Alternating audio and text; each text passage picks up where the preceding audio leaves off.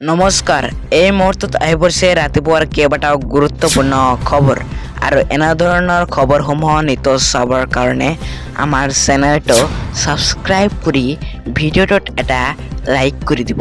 আজিৰ প্ৰথমটো খবৰ, চৰকাৰৰ যদি কোনো মন্ত্ৰীও আছে তেন্তে সেই মন্ত্ৰীৰ গুৰুত্ব নাই। ইয়াত হিমন্ত বাহিনীয়ে সৰ্বা অসমৰ ২ নম্বৰী কাম কৰা বাহিনীৰেহে কেৱল মাত্ৰ গুৰুত্ব আছে। বিধায়কৰো কাম নাই বিজেপিত। সম্পূৰ্ণ নিশেষ কৰি পেলালে হিমন্ত বাহিনীয়ে।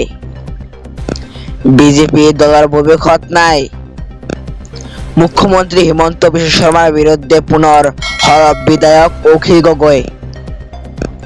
বিজেপি দলটো এতিয়া বিজেপি হৈ থকা নাই, এইটো হিমন্ত বিশ্ব শৰ্মাৰ কোম্পানীত পৰিণত হৈছে।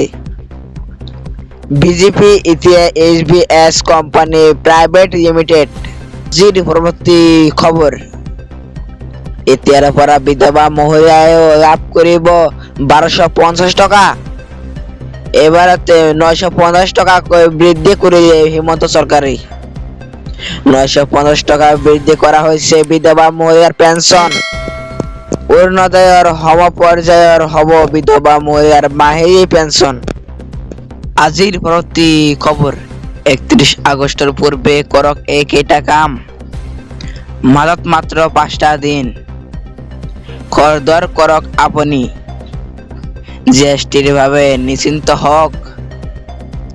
GST এমনেষ্টি আঁচনিত কৰদাতাক চৰকাৰে দিছে বিশেষ সুবিধা।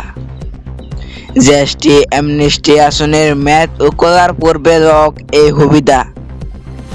30 জুনৰ পৰা 31 আগষ্টলৈ চৰকাৰে বৃদ্ধি কৰিছিল সময়সীমা। 31 আগষ্টৰ ভিতৰত ফাইল কৰক GST-4, GST-9 আৰু GST-10ৰ বিলম্বৰ ৰিটাৰ্ণ। GSTৰ জৰিমনাৰ পৰা ৰেহাই পাওক, নিশ্চিন্ত থাকক। দেৰি নকৰি এতিয়াই চৰকাৰে এই সুবিধা লওক। GST এমনেষ্টি আঁচনিয়ে ব্যৱসায়ীক দিছে ডাঙৰ সকাহ।